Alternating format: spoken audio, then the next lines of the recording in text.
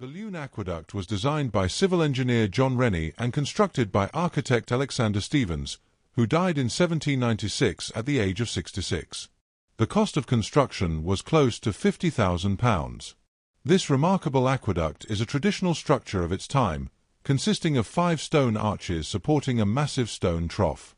Within the piers, a special volcanic powder known as pozzolana was imported and mixed with cement, allowing the concrete to set underwater.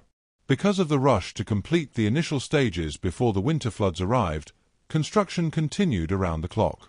In the end, the final bill exceeded the budget by more than £30,000, over 2.5 times the original estimate.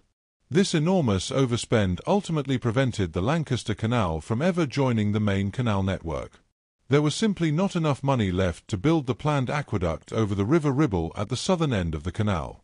Work to restore the aqueduct began in January 2011 and was completed in March 2012. The restoration included repairs to the canal channel and masonry, the removal of graffiti, and improvements to public access. The project cost £2.4 million and was funded by British Waterways, the Lancaster Canal Trust, English Heritage, and the Heritage Lottery Fund. The structure bears 2 inscriptions. On the north side, "To Public Prosperity."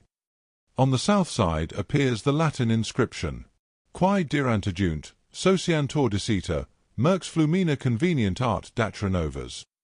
Translated into English, it means, things that are wanting are brought together. Things remote are connected.